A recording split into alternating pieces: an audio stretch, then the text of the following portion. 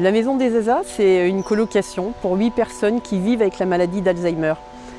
On est dans l'accompagnement de toutes ces mémoires de l'art de vivre. Pour nous tous, ça peut être parfois un petit peu compliqué, mais on a des ancrages. Quand on est Zaza, la mémoire se délite un petit peu. Parfois, on ne sait plus qui est qui et puis ce qu'on doit faire dans la journée. Donc l'idée, c'est pas de traiter, puisque traiter, c'est extrêmement complexe, mais c'est d'accompagner dans ces moments-là. Donc à la Maison des Zaza, on prend en considération ce qu'aime la personne. On est à côté d'elle, on est dans le respect de ce qu'elle aime faire, si elle aime sortir, si elle aime cuisiner. On essaye de la mettre dans un contexte où elle va se sentir à l'aise. Demain, les Zaza, c'est peut-être vous, c'est peut-être moi, et on aura envie qu'on prenne soin de nous. Voilà les copains d'abord. Regarde René. Non, ce n'était pas le radeau de la Méduse, ce bateau qu'on se le dise au fond des ports, au fond des ports. Il naviguait en perpénard sur la grande mare des canals et s'appelait les copains d'abord, les copains d'abord. Bravo! Et donc vous pouvez venir tous les jours à la maison. Allez, ok. La prochaine fois, vous revenez. Allez. Il faut bien s'amuser un peu quand même. Eh ben oui, sinon, hein.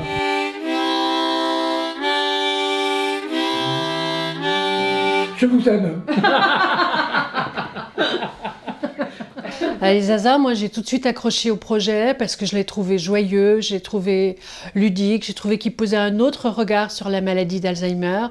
Voilà, mon mari a une vie riche, il s'est impliqué dans plein de choses dans sa vie, il a fait de l'associatif, du collectif, et je me dis que la vie va continuer comme ça dans cette maison, un peu une maison de famille, qui sera ouverte sur l'extérieur, où les gens pourront venir, où je pourrais m'impliquer autant que je le voudrais, venir passer du temps avec lui, il y aura des bénévoles, et la vie va continuer pour lui, comme elle l'a été jusqu'à présent, avec toutes ces passions qu'il a vécues et qu'on va essayer de faire durer, enfin, voilà, le mieux possible.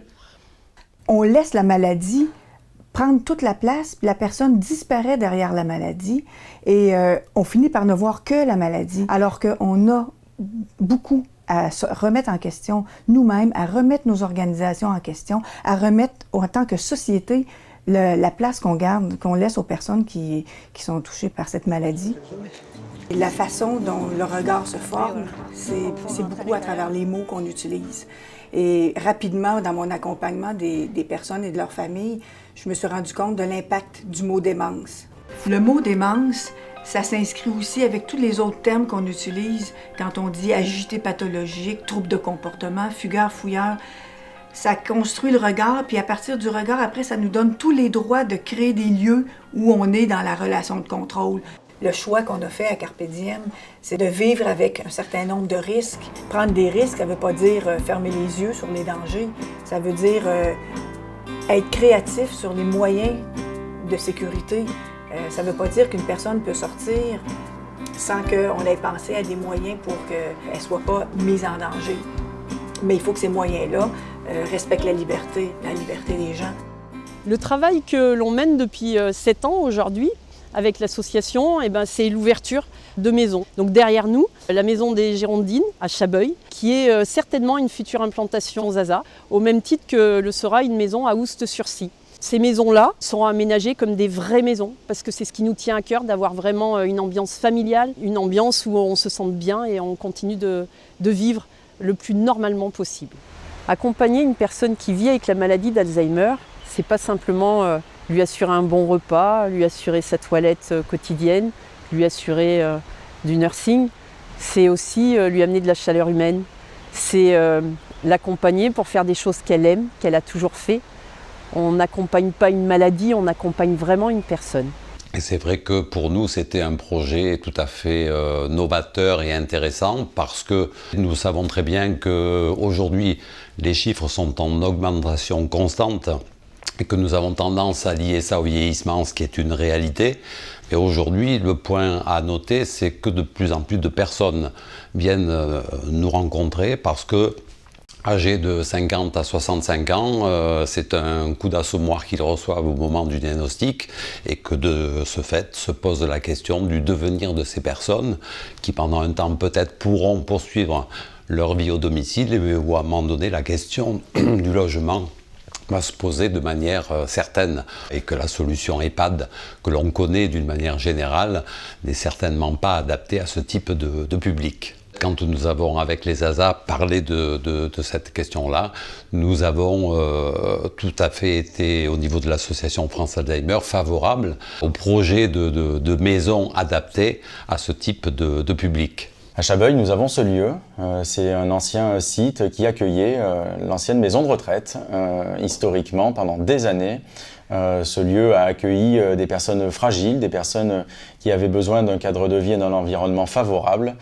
C'est en ce sens que nous leur avons proposé de travailler ensemble sur le site des Girondines à Chabeuil. Il nous semblait évident que lorsqu'on est touché par une maladie, le cadre de vie est extrêmement important pour le moral de chacun et Chabeuil a tous ses atouts dans sa main pour pouvoir accompagner ce beau projet. Le projet porté par les ASA, c'est un projet innovant. Nous souhaitons pleinement que cette expérimentation et ce succès qui en découlera, on en est persuadé, puisse se faire à Chabeuil. Demain, avec ce projet, il existera quelque chose d'unique dans le département, dans la région certainement, qui pourra permettre les meilleurs résultats. Voilà, eh bien, vous voyez, ce projet que vous découvrez, c'est un projet d'habitat solidaire. Il s'agit de permettre de répondre ensemble à une maladie qui isole. Et on pense que collectivement, on va être plus fort pour le faire. Ce projet, il a deux axes, deux piliers. C'est la dignité et l'exigence. La dignité aussi bien pour les personnes qui portent cette maladie, parce qu'elles ont une histoire, elles ont des acquis, et on veut les conserver le plus longtemps possible parce qu'elles restent une personne jusqu'au bout. C'est la dignité des familles aussi, à qui on propose un endroit où elles vont pouvoir continuer d'aider leurs proches, mais sans y perdre leur santé ou leur vie sociale.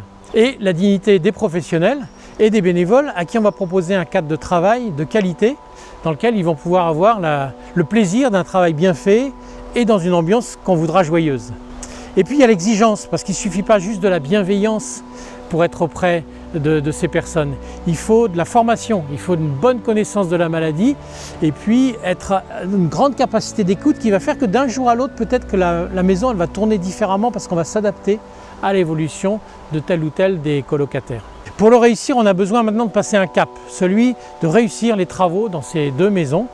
Et qui dit travaux, dit argent, on a besoin de réunir un budget. Parce qu'une fois les maisons ouvertes, on a un système d'autofinancement qui va se mettre en œuvre. Voilà, que vous soyez entreprise, particulier, mutuelle, fondation, caisse de retraite, on compte sur vous, on a besoin de vous pour démarrer cette fabuleuse aventure.